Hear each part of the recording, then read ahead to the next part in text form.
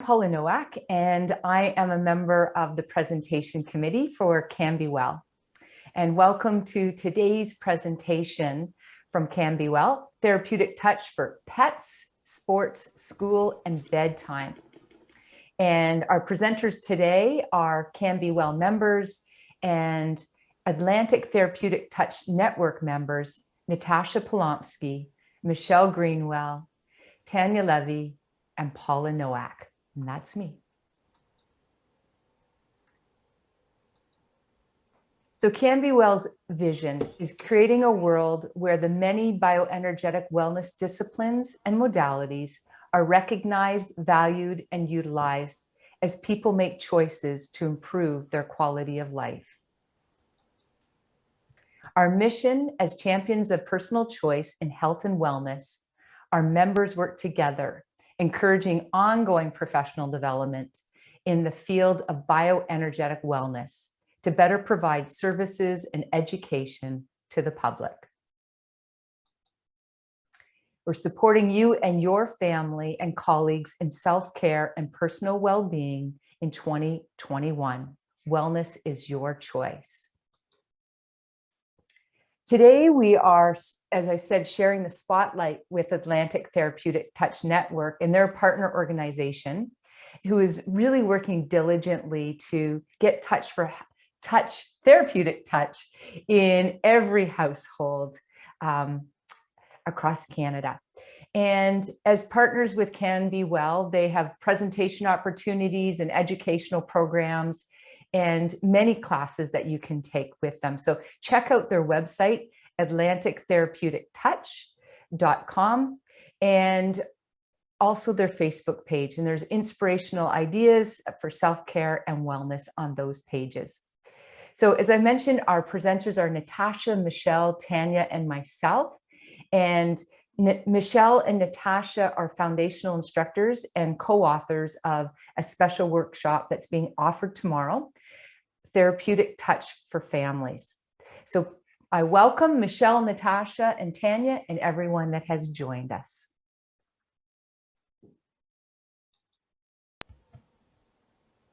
And at this time, I would like to welcome Natasha to begin our workshop. Thank you, Paula. So my topic is pets, as you see, because somebody decided to join us today. And I came to Therapeutic Touch in 2009 by incident. I found a flyer and I was working, as I'm working with sound already. I said, okay, this is energy work. I'll try it. I'll just go. And I was so blown away from the first level. The experiences that I made were amazing, to the point of fixing a back that hurt from moving wood, fixing fingers that got squished, whatever. All kinds of things that started with this first level one. And over time, it became natural to do things also for pets. So if my pets, depending on what they do, if they're excited, overexcited, anxious, whatever, I use my hands and I start calming them down with intention. The interesting part in that is that I have two. The tabby one is here right now, which you can see his head over him. He is somebody who is constantly agitated. I don't know if it's hunting or if it's anxiety, but this cat never sits still. And even if he sits still, his tail still goes back and forth and taps a sound. So what I use then is I put my hand on, I wish I could do that, but he's laying behind me. I put my hand on his chest and I put my other hand on his back and I send the intention of peace and calm. And within seconds, this cat becomes completely still and starts purring. And just having that little tool with the intention and the ability to use the intention to create a bigger picture and create that bubble around him is so huge. The other one is a black and white tuxedo, and he is somebody who doesn't like to be touched on the belly.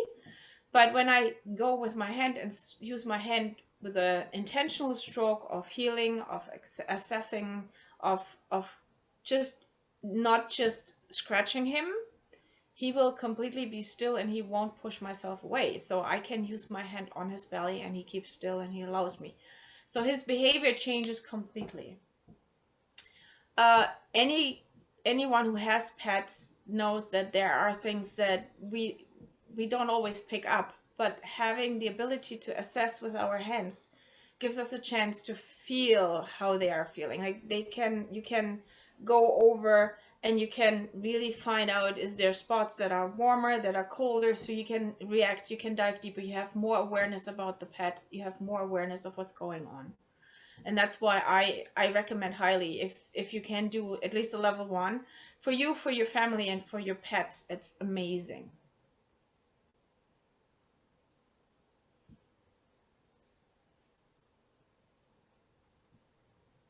So I believe that comes over to my turn for my topic, but I was just going to comment about a little bit about what happens sometimes when we're doing therapeutic touch.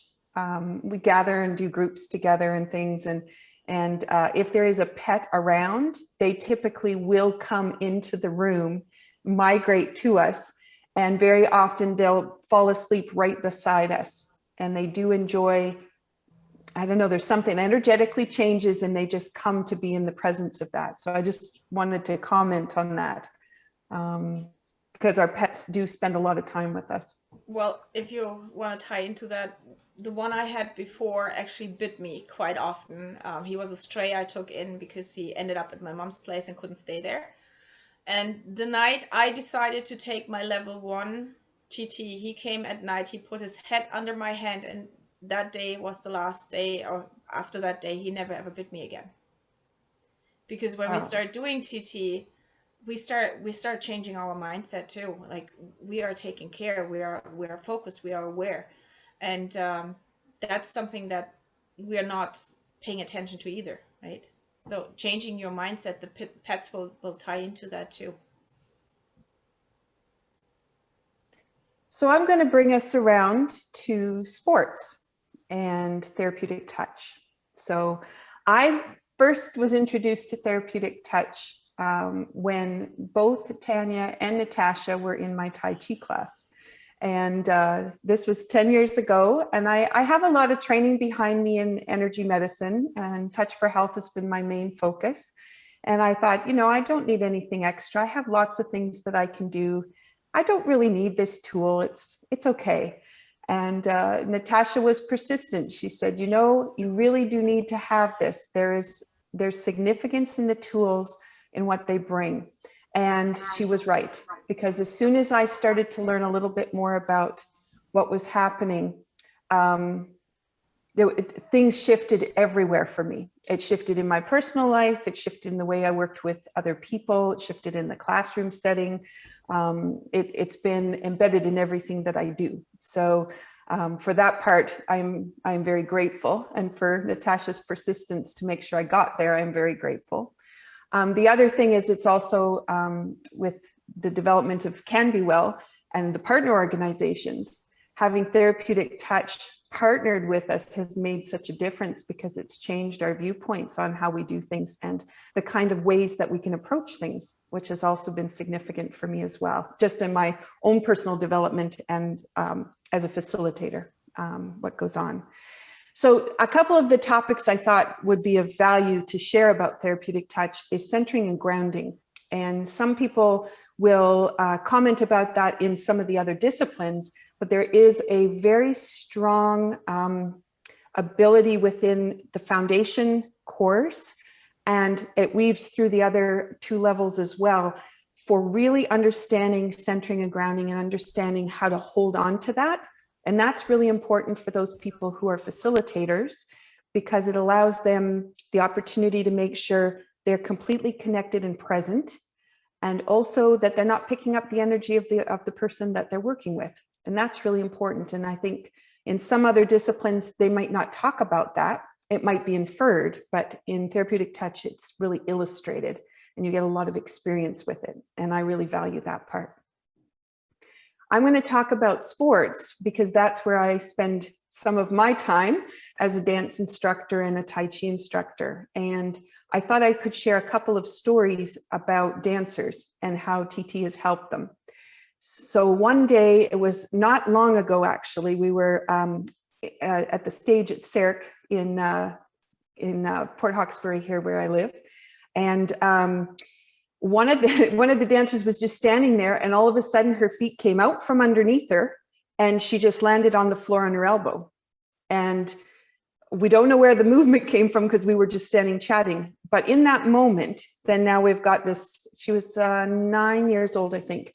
And when she landed on her elbow, my first thing was she broke it. There's no way she came out of this one without cracking it. And so going over, and of course she can't move it. So I said, okay. And there was a group of dancers. One of the lovely things about TT is you can engage everybody in what you're doing. So I had them hold the space for her. I said, okay, just take your hands out, everybody. And we're just going to hold on for her, give her a moment to catch her breath, and let's see what's happening. And in that process, I was already with my hand, just sweeping down the elbow. And I'm just talking to her. How do you feel? It's okay. You're going to be all right. And I'm taking my hands this way. And then I had one other dancer that I asked her to just put her fingertips on her forehead, which comes from Touch for Health, but it also allowed her something to do. So I said, you just put your fingertips really lightly on her forehead and just let her cry, let her get it out. And I just kept sweeping my hands, and everybody else held the space. And I was waiting for the I can't move my elbow, and I was going to have to call mom and get her to come, when it'd be about 2 minutes went by. And then all of a sudden she started to move her arm, and it was like, okay, this is interesting. So the girls just backed up a little bit, gave her a little bit more space. The crying stopped. She didn't feel great with her elbow, but she could, so it's not broken. That's a good sign. And then she stood up, and then she continued to dance. She held her arm in close, protected it, and carried on with what we were doing. And it was the most amazing experience. All of the dancers were like, I helped with that. That was pretty cool. And then they just supported her in dancing around her, giving her a space, and we carried on. When she went home, there was no bruise, there wasn't anything. She just left. It was wonderful. So I wanted to share that because sometimes we don't feel like we have capacity to assist. Sometimes we have no idea what we're going to do, but even just to be able to hold the space and just stand there and say, I'm here and I've got you. I might not be touching you, I might be near you, but I can hold the space. So it's very valuable. And another time, my son he's a tap dancer, and he's been performing around the world. And one day he called me, I would like to say on the intermission, but he came off stage. He was somewhere in Europe, and he came off stage and he had hurt his foot. So he called and he said, I've hurt my foot. You need to do something. I have 10 minutes until I have to be back on stage. Now I'm in Canada and he's in Europe. So I'm like, okay, what will I do? So I just started using my TT. I was like, okay, I just imagined he was in front of me, and I started to sweep my hands and then really just take time with his foot and sweep the energy down and through. And in 10 minutes, when he had to hit the stage again, he was back out. So that was also another way for me as a mom to be able to respond. What do my children need? How can I help? And that's been a really valuable tool. So from the perspective of sports, being able to help when there's an injury, when there's an emotional upset, the tool has been invaluable for me. And it has also allowed me to empower my students and empower my parents in ways that they can also be assisting. So that's my love of TT. I believe, Tanya, it's your turn. Good afternoon.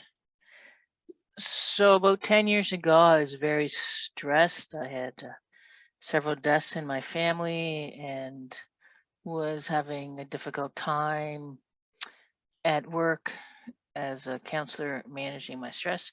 So I decided to walk into a Tai Chi class with Michelle.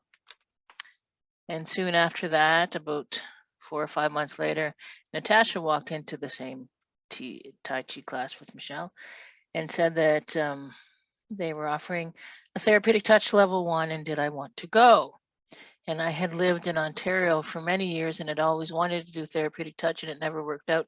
So I found it very funny that in tiny little Port Hawkesbury, I was able to do level 1, level 2, and level 3 just by showing up. And so it became a tool for me to use to deal with my stress and support me to relax. It became a tool that I use with my family, with my friends. And also in my work as a counselor and with students, in a way that I thought about how could I create some tools from therapeutic touch that would empower students in their self-care. So one of the things that I came up with is what I like to call the joy bubble. And so you can call it whatever you'd like. If you are wanting something of more in your life today, maybe you would like more peace or more happiness or more relaxation. I find for the most part, students do not run away when I mention joy.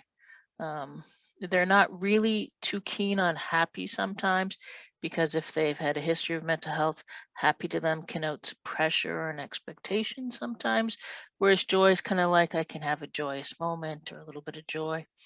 And so I came up with a joy bubble, and I've taught it to students, so I'm going to teach it to you in a minute. It's very helpful for students when they're feeling stressed, when they're trying to study and need to create an environment that has less distractions, when they're trying to be more centered or grounded, or when they're taking a test and they're trying not to take on the stress of everyone else in the classroom, because for empathic students, it's very difficult sometimes to write a test because all the energy around them and all the stress of their classmates, they kind of take it in instead of just focusing on themselves.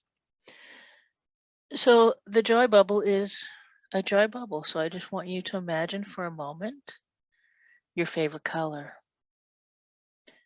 And you can close your eyes or you can keep your eyes open, but just imagine for a moment your favorite color.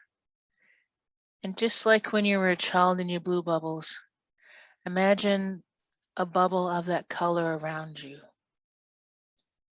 And it's kind of like you could push against it a little. It's like a little opaque. You know, it's not thick like toffee or so thin your hand goes through. It's just a little spongy. And this bubble is a place to hold joy. And inside the bubble with you is joy. And outside the bubble is anything that might be interfering with your joy. And when this bubble is around you, only joy gets in and out. And as that bubble surrounds you, I want you to just release with your breath anything that you don't want inside that bubble. So breathe out any physical stress that you'd like outside that bubble, any mental stress, emotional stress, worrying about the world around you stress, the stress from the news, any spiritual stress, financial, environmental. In this moment, there's just you inside this joy bubble. And now I want you to fill that joy bubble up with your favorite color, from the bottom of your feet all the way up to the top of your head. Just let whatever that color is your favorite. And for now, I'm just going to choose blue because it's coming to me, the blue of the ocean, up through your feet and your ankles and your legs, up through your organs and your pelvic region, up through your spine, your lungs and your heart, your fingertips, up your wrists that do so much with all this online remote work we're doing, all this Zooming, up through your elbows and your sit bones that seem to be working overtime these days, and up through your shoulders, up through your neck, your face, your mind. And then let that color blue, or whatever color you imagine, fill up your joy bubble. And then just rest there for a moment. And just to make that joy bubble a little bit stronger for you, I want you to think of a joyful moment, or a person that brings you joy, or a place that brings you joy, and just bring that feeling of joy from that favorite place or that favorite memory or that favorite person into your joy bubble with you.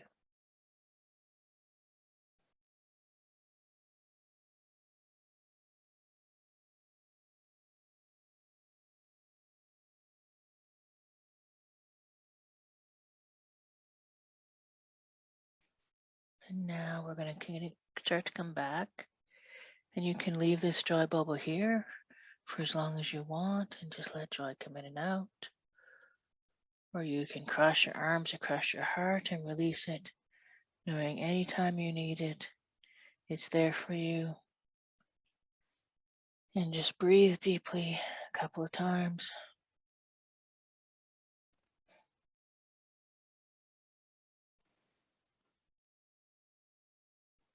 And thank you for your time and listening.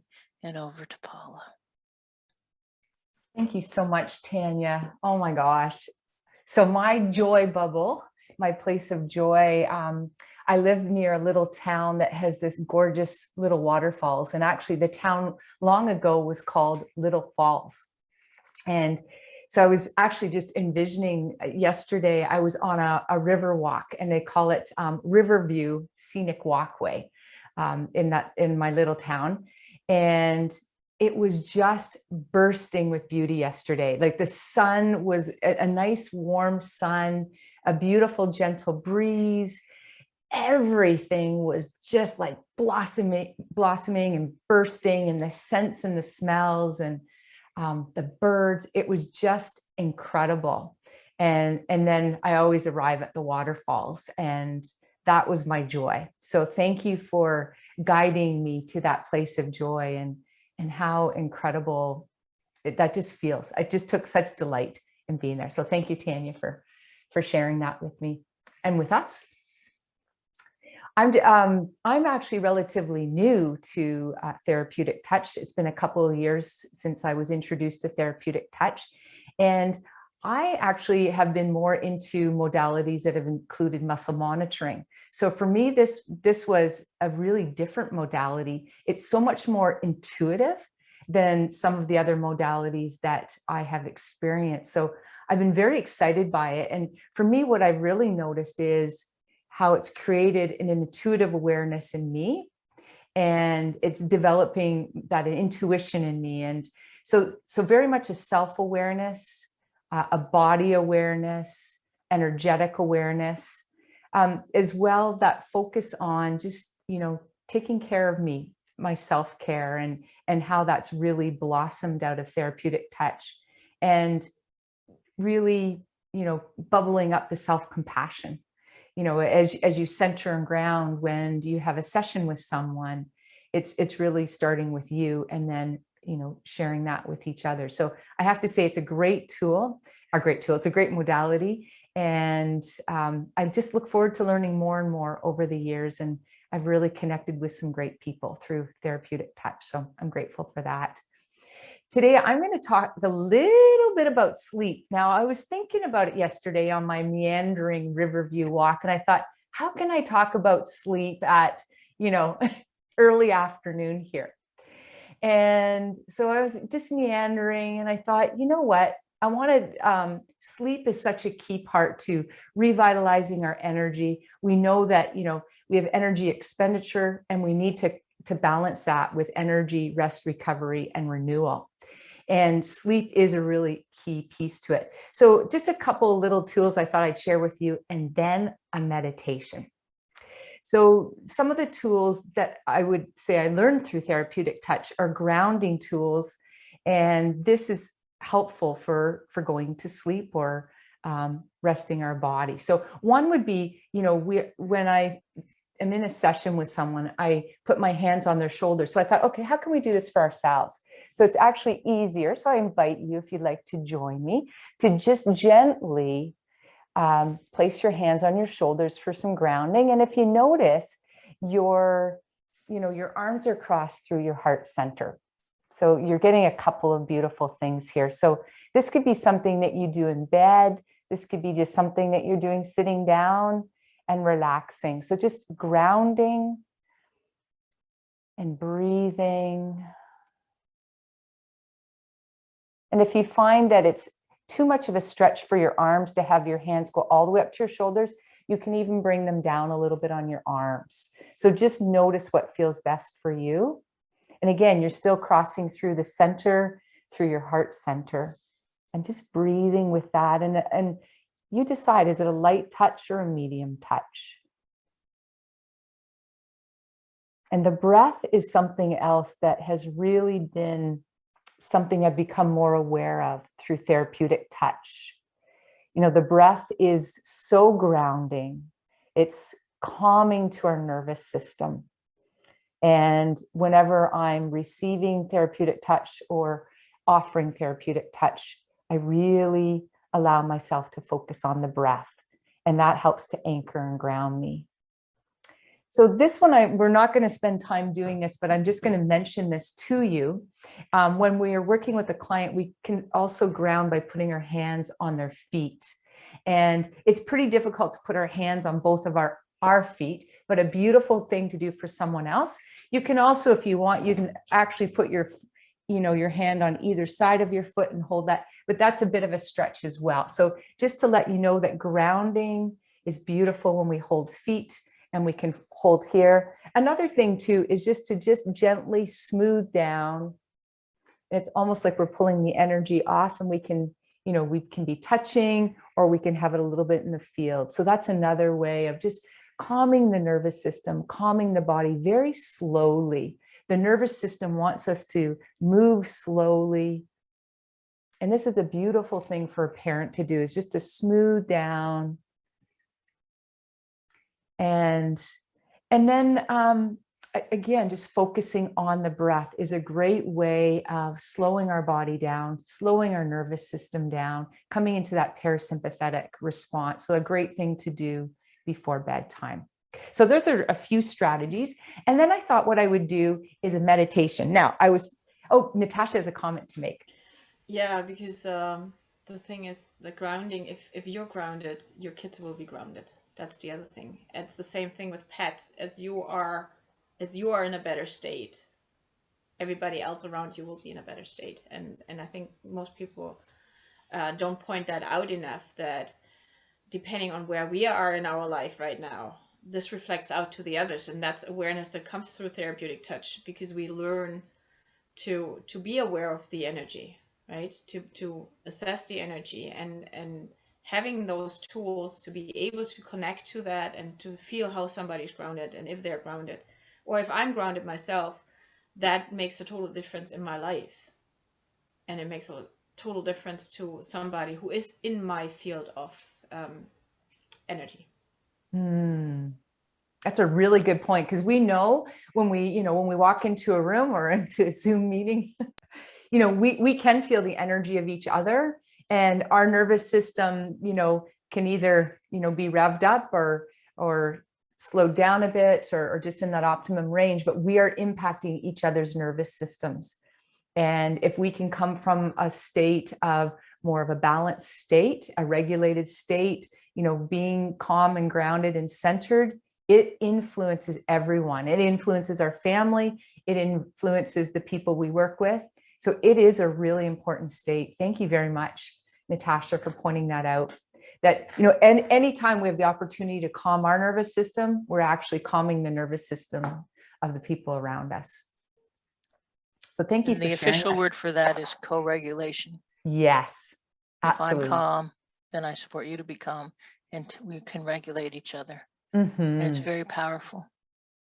Yes, especially as educators, that's really a key thing within our classrooms, is that co-regulation, that, that the teacher, the adult, needs to be in that state of regulation so that they can help co-regulate. They can be that, that balancing force for others in the room. To the point that if you do a session with somebody in therapeutic touch, you realize that they're breathing with you, and you can actually influence their breathing with your movement, so with your intention. It's really, really neat to see what you can do for others there. And And also, as you do that session with someone else, then you start to receive that as well. And it's just really a reciprocal process. All right, any other comments before I do our meditation? Okay, so I was thinking about this yesterday and I go, I can't do a sleep meditation. It's 12 noon in Ontario right now. There's no way I can do a sleep meditation. So this is what I thought. I thought, I don't rest enough. And I was thinking about that in a course that I recently taught. One of the participants said when she retired, it was recommended she takes an afternoon nap. I have not taken an afternoon nap in my whole life, unless I was, sick on the couch. So I decided to do some afternoon naps. I haven't done very many. And what I've noticed is how good I feel after 20 minutes of, doing a meditation. And even if it's only 7 minutes of a little bit of a nap, I feel rejuvenated. So I was thinking, let's do a rest time. Do you remember in kindergarten? At least we had in kindergarten rest time on the floor. And okay, so I want you to envision that this is an opportunity for you to rest. So I'm going to take you to one of my favorite places. I'm going to take you along the Riverview Walkway in my little town. And I invite you to just soften your gaze and close your eyes and get into a really comfortable posture. And if it resonates with you, you can place either both hands over your heart center or one hand at your heart center and one hand below your navel, if that resonates with you. And I invite you to come into this present moment, allowing your body and your mind to arrive in this present moment of awareness. Noticing the breath flowing in and out. Allowing each breath to become a little slower than the one before. Each out breath naturally becomes a little longer than your in breath.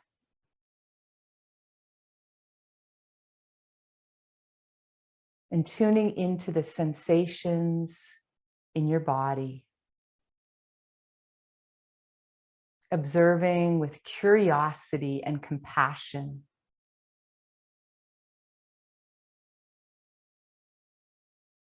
Noticing areas of tension. And allowing the breath to flow into areas of tension.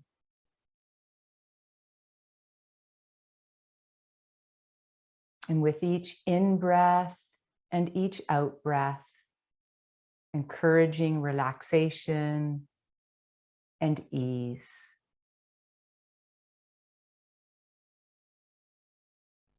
And welcoming this opportunity to relax just for a moment in stillness. Making space for calm relaxation to expand through your body and your mind.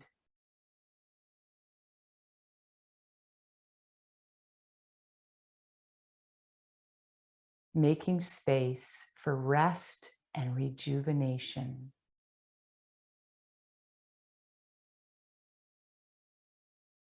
And I invite you to come on an adventure with me and visualize yourself flowing on a slow, meandering path on a walkway by the river on a beautiful spring sunny day.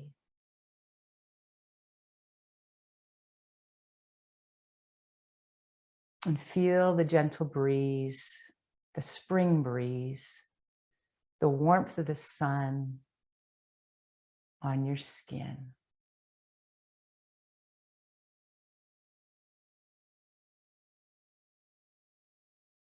Take delight in this moment, in the magic of springtime in nature.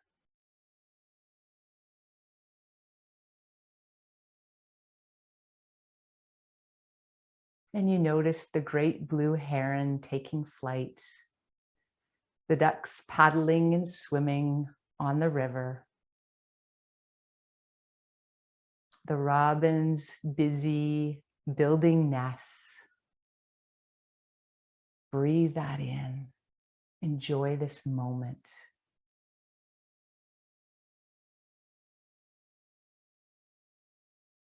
And gorgeous spring flowers and wildflowers are abundant along the Riverview path.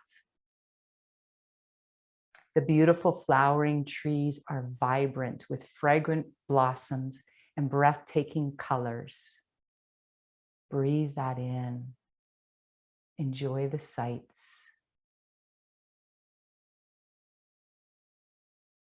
And so many sounds are surrounding you.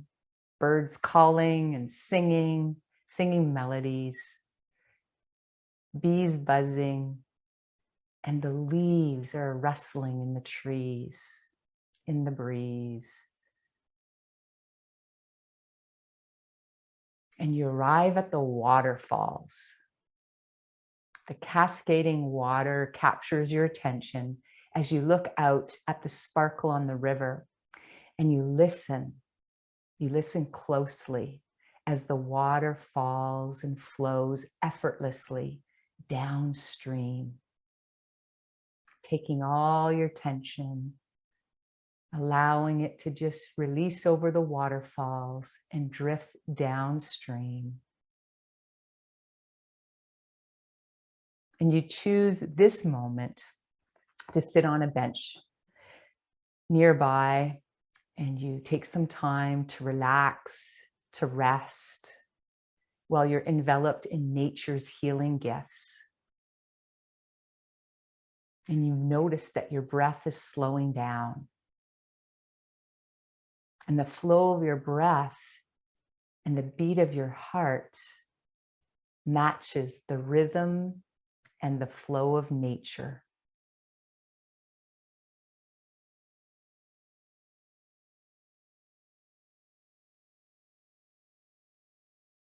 You feel deeply relaxed with each inhale and exhale.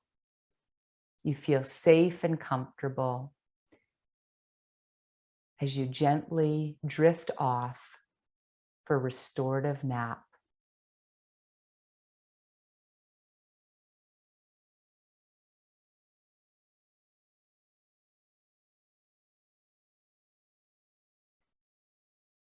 You peacefully awaken to the gentle chorus of birds singing a joyful song, feeling the appreciation for this moment of relaxation, this moment of renewal.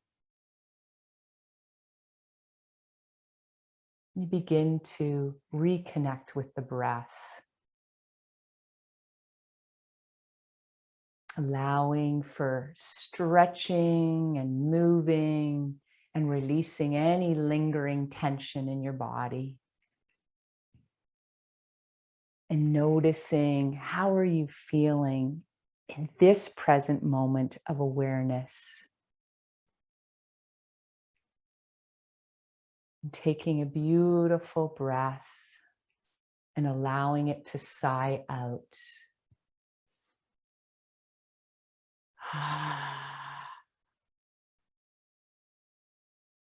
And gently open your eyes with a beautiful, gentle smile in appreciation for this beautiful spring day.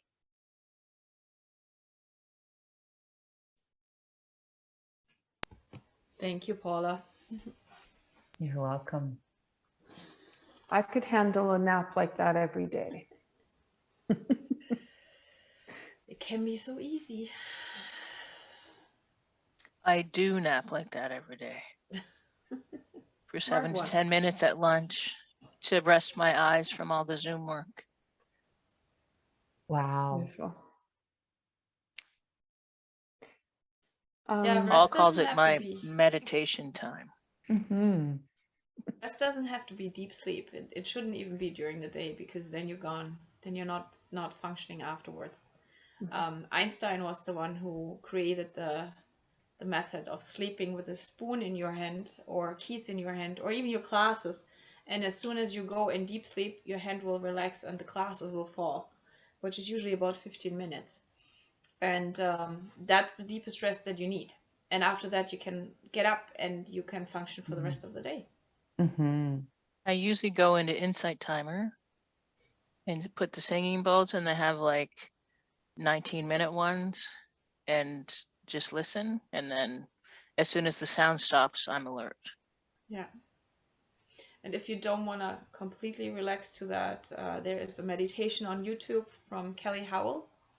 It's a 7-minute refresher. It's a really, really neat one and just fills you up with new energy. But we also have ATTN has a Vimeo channel and has on their Facebook page quite a few meditations that we recorded and made into videos, so you can follow the text or you can just sit down and listen to them, which is a really, really neat tool for you to use. I think the other thing too that I've found is that to rest during the day, it's like I have to give myself permission to do that. I was taught that I had to go, go, go, go. And, my previous career did not allow for rest during the day.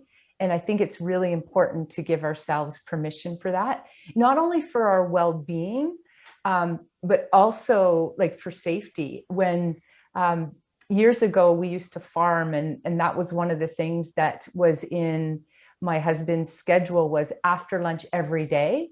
He had a nap, and it was no more than 20 minutes. It was often 10 minutes. And that actually was a farm safety protocol so that you were alert enough when working with machinery. So I think we have to think of this as it's a priority to, to have that energy, and it's a priority to rest and recover our energy throughout the day. I actually had an employer in Germany that had, at least the first location I was at, they had a meditation room. So you were able, but nobody used it because nobody thought about that, right?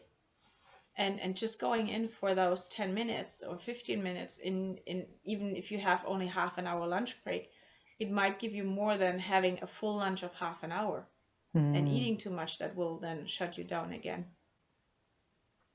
It's interesting, when I was in university, one of my professors at Teachers College, he had this sign on his door, and it was like, do not disturb, I'm having a nap. And every day at lunchtime, he'd roll out his mat and have a nap on his floor. And at that time I thought, wow, that's kind of wild that he'll do that during his work day at the university.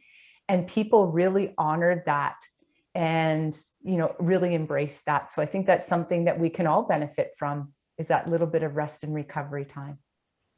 The other point is too that with talking about grounding and centering, and having the awareness of the how you can modulate the energy and how you can work with energy out of therapeutic touch, you will be in a better state anyway, because you are tying into your information. You get your information, you realize things differently, and you can help yourself differently. So aches and pains can be treated right away or taken care of by yourself.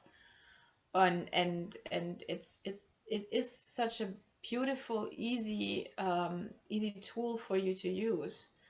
As I said, when I started and I started to create the Port Hawkesbury practice group, I did it because I wanted to practice. I wasn't a recognized practitioner then, and just having the ability to share that with others and to practice with others.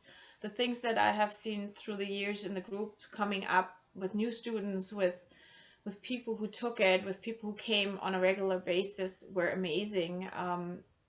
And the connections that were created, that community that happened there by having the compassion for somebody else and being able to put that in action and actually do something for others, that was so huge. And unfortunately, right now, we're not able to meet in person, but those friendships and those connections are still ongoing. And they have been ongoing for over 10 years now. And having met Michelle and Tanya through that and having them in the fold, which was, yeah, it was great. It was like, And that's the thing, like, you're doing something for yourself, you're doing something for others, but you're creating something for yourself with Therapeutic Touch. You're creating a community for you. You're creating your net, your social circle that supports you, because all of us come in with our heart open for others, and our ability and willingness to be there for somebody else. And that's what was one of the biggest things for me through Therapeutic Touch was being an immigrant coming here. Most of my circle of close friends comes out of that, and to this day I appreciate all of them. There's definitely a connection that happens when you have a balancing session between two people. Yeah. And particularly in a practice group where you really do get to know each other, and you know, just knowing the care that's going to be coming from someone who might be offering you a session, and then that opportunity, like you said, to be compassionate the other way. I just thought I'd point out that since we have been on Zoom calls, as Tanya said, going from one to the other, one of the things that I think I've delighted in the most is the power of doing energy sessions across Zoom has been amazing. And so that's where Paula coming in, we've been able to do a lot because we've never met in person, we've just met online, but we've shared many sessions together, and those opportunities, there isn't a barrier. In Therapeutic Touch, there have been distance treatments that people have done, so they think about someone somewhere else and they can do the treatment where they are and then send it over to the other person. But what we've discovered is we can connect this way, and it can be instant, and we can see each other and we can engage with each other. And that's a wonderful thing too. And I hadn't anticipated that energy was going to be so much fun online, but I do really enjoy that fact. And Therapeutic Touch has been so easy to do that way. I find it interesting that when we took the classes before in person, a lot of students struggled with the concept of distance healing. Well, if you do it online, you're automatically distanced. You're not in the same room. You're not in the same location. But everybody gets it. Everybody ties into that, and everybody can connect energetically, can sense it, which then means they become more aware. There is more knowledge, there's more information, there's more to work with on an everyday basis. So even the awareness of an empath that this is mine or this is not mine is huge. And being able to modulate energy that you offer somebody else is a huge part of that. So you can actually go in and then just send a picture, or as we lately discovered, emotions, memories. It becomes so big what's possible, and the limit is only your basically you are you imagine. I don't want to say imagination, because it's not imagination, it's your willingness to open to those possibilities. So I think this is a good way to segue where we're going to go next. And Paula was just asking for those that have been on the call with us to come forward. I'm wondering if we were to make a circle together and energetically connect, that might be a nice way to finish. And for those people that are watching this, we're creating this space for you as you've experienced some of the techniques today, just creating that opportunity for you to experience what it means to hold the space. And sometimes that just feels wonderful too. So thank you, Linda and Lori, for joining us. So if you just want to ground yourselves and just putting your hands wherever you're comfortable, just feel the connection to the people that are present with us and those that will be joining when they have the opportunity, for those that will find us when they need us. Just take a deep breath.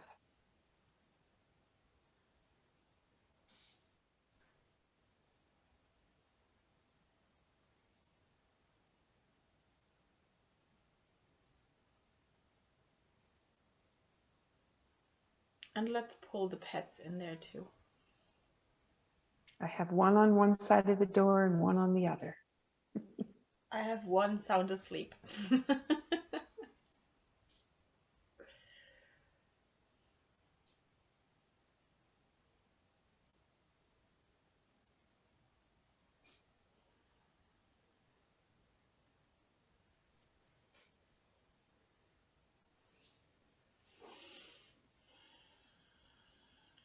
Thank you.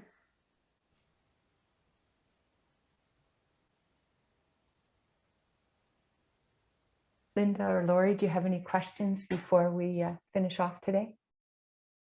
No, I don't. Thanks. Thank you for sharing everything. It was really fun to watch. I loved your meditation. That was beautiful. Thank you. All right, I'm going to do our final share screen then before we head off.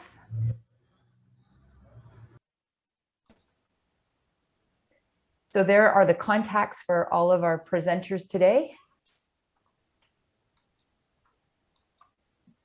And with CanBeWell, you can choose to take webinars and workshops, and we have community outreach programs. CanBeWell membership supports our many programs as we continue to learn and grow and be advocates for wellness. Other advocacy and outreach you can find on canbewell.org and receive our public and member newsletters. If you'd like to become a member, we would love that. And on social media as well, Facebook, Instagram, LinkedIn, Telegram, and YouTube. Lots of great upcoming events, and specifically some fundraising workshops coming up, and some of the proceeds go back to CanBeWell. So Therapeutic Touch for Families, which Natasha and Michelle are doing tomorrow. That's an amazing workshop. I attended that earlier in the year. As well, Greg Webb's workshop on May 29th, and some other workshops and events coming up, and looking forward to our summit in the fall. So thank you so much for joining us today, and may you continue to make wellness your choice.